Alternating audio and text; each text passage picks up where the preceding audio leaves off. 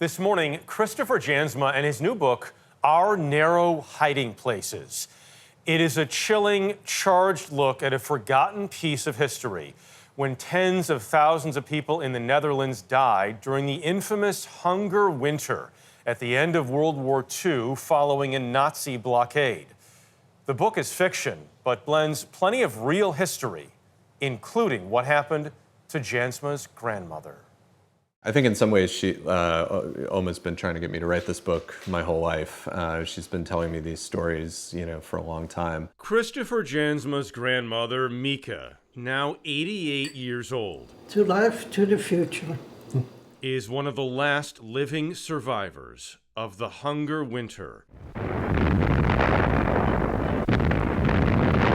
This brutal stretch of history came toward the end of the Nazi occupation that started in 1940. German agents sabotaged Dutch defenses and laid the country bare to easy conquest. From November 1944 until the following May, almost all supplies going into the Netherlands were cut off. An estimated 20,000 Dutch men, women, and children died of starvation. How close did you come to starving to death? pretty close. According to my father, if the war had lasted 2 more weeks, my mother and I wouldn't have made it. As an 8-year-old, I had prepared my mind to die of starvation. Throughout the war, as Nazis took steps to fortify their positions, the Dutch were forced to leave their homes. Mika still has her family's evacuation order. As you can see here, they received the notice saying you have to evacuate December 2nd, 1942, and they had to be gone by the 29th of December, 1942, so they had only a few weeks to pack up and leave. What's this? This is where I lived at the end of the war. I lived sort of in the middle on the top 4th floor. We had Dutch nationals here. We had a German couple here who were anti-Nazi. We had a Dutch family here that were pro-Nazi. And we had a Jewish couple. Oh my goodness. So it was pretty complicated. Yeah.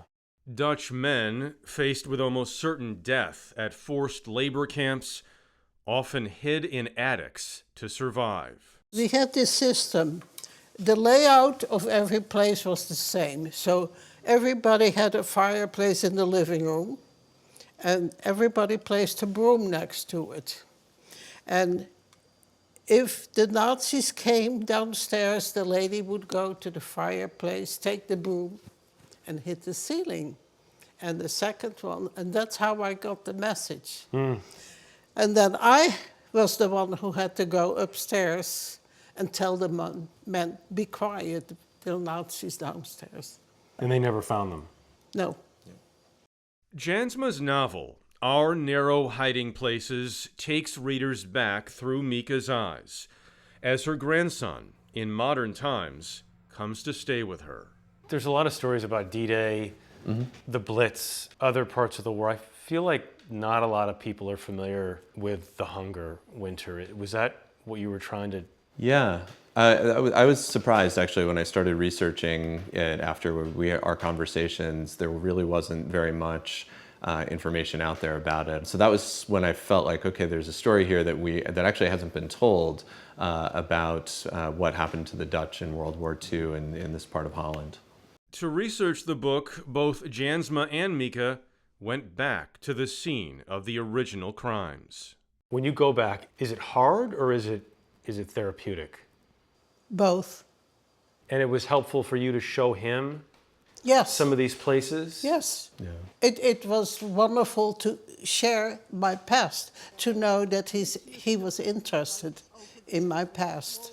At the end of the war, 50% of the windows of this whole building was gone. They were shattered from the rockets.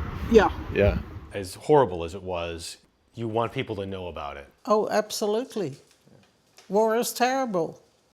After the war, Mika got married and emigrated to Chicago, where Jansma's father was born. Mika eventually went on to study creative writing and pen several short stories based on her experience. This is your story. Yes, it is. Oh. So this was written in 1982, the same year I was born. So he took after you a little bit. Yeah. It runs in the family. Yes. It still amazes me that all of this was less than 100 years ago. Yeah. For all the books that have been written, it's such recent past. It's interesting because, of course, you know, the generation that lived through it is slowly leaving us, and we have these stories left behind. And I think all the time when you're looking at the news and what's going on and, you know, war right now, and, you know, history doesn't necessarily repeat, but it rhymes, right? And you see these things happening over and over again. Do you worry that people will forget? Yes. And children, you know, I have all these memories from a child's view. And children are innocent. They have nothing to do with it. And that's why it's important to read stories like this. Yes. She's so proud of him and so grateful that people want to hear these stories and keep telling them. In many cases, because I didn't know a lot about the Hunger Winter. I think most people didn't or don't. I had never heard of it. I'm ashamed to say. So We need to know. it's Chris Jansma. History needs to stay alive. There you go. Thank you so much for that, Jeff. Okay. Great story.